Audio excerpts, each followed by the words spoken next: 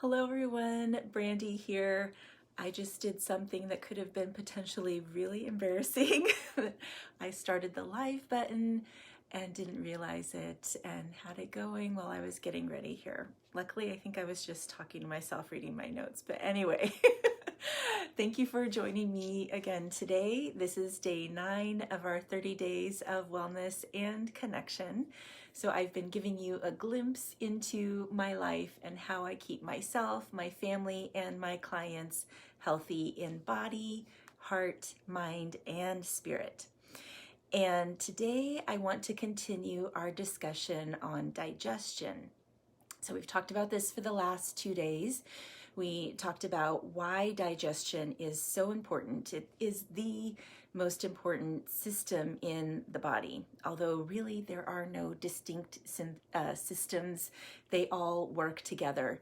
But digestion is a really major function. It is the basis of our health.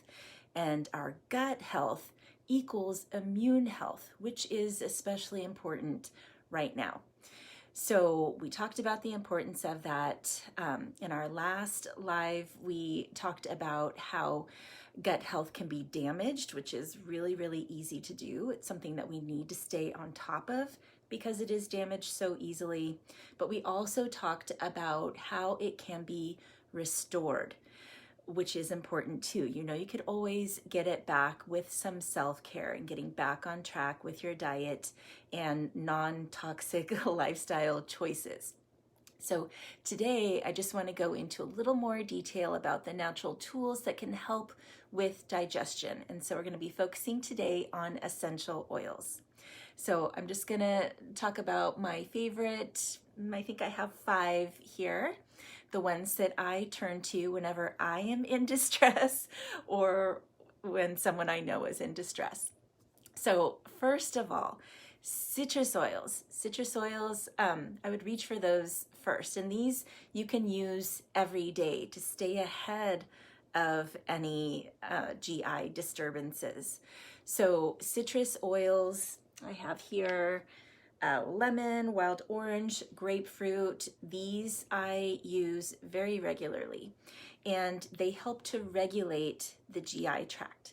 So whether you need it to speed up or to slow down, they seem to know what to do and help to regulate that movement. So, but basically they really help with peristalsis. So it's nice to use citrus essential oils in the morning when you're wanting to get that going. Remember, eliminating from the bowels is one of the main detox functions of the body. Hey, Nita, nice to see you here. So tangerine is actually my favorite essential oil. And if Nita is still watching, she knows that this is a very important Chinese herb.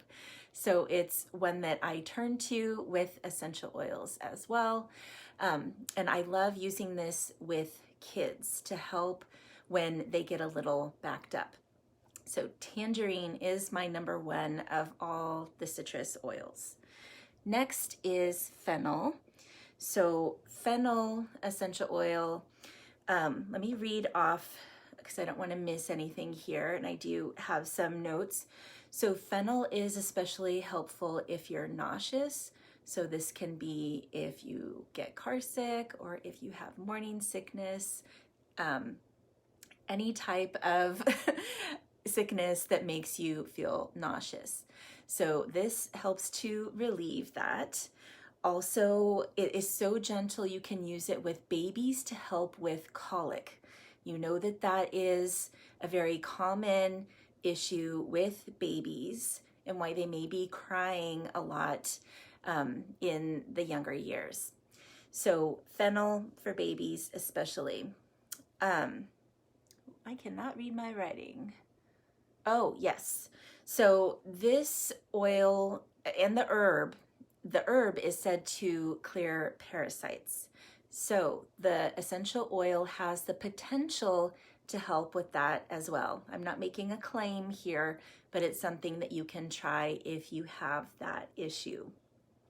And then it is said to help with blood sugar regulation. So if that's an issue with you, fennel is a good choice. Next is ginger. So you may have heard that ginger is also really helpful with nausea. Ginger also helps with any cramps, so any stomach cramps or intestinal cramps you may have.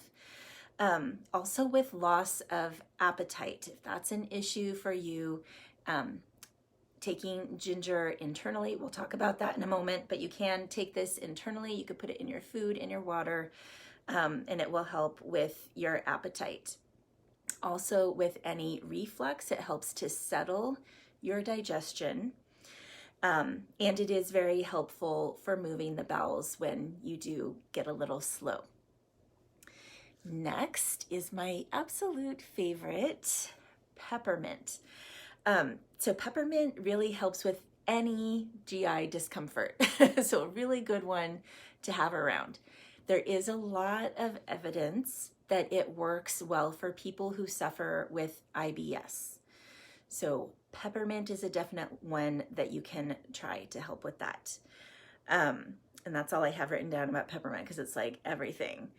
Oh no, I do have that it has the potential to reduce inflammation too. So that's why it is also helpful with IBS.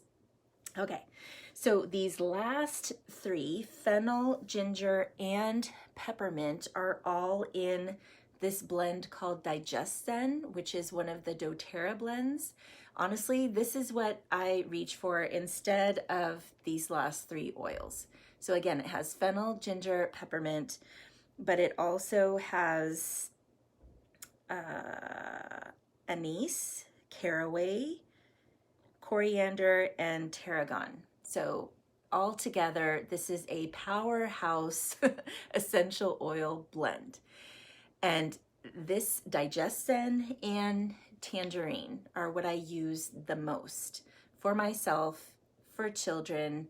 My husband and my son don't really have GI issues. It's mainly just me and my clients. But these are the ones I reach for the most. So a little bit more about internal use. All of these that I mentioned are safe for internal use if you use them as suggested, which is just 1 drop per about 4 ounces of water. You can consume it that way, but only food grade essential oils.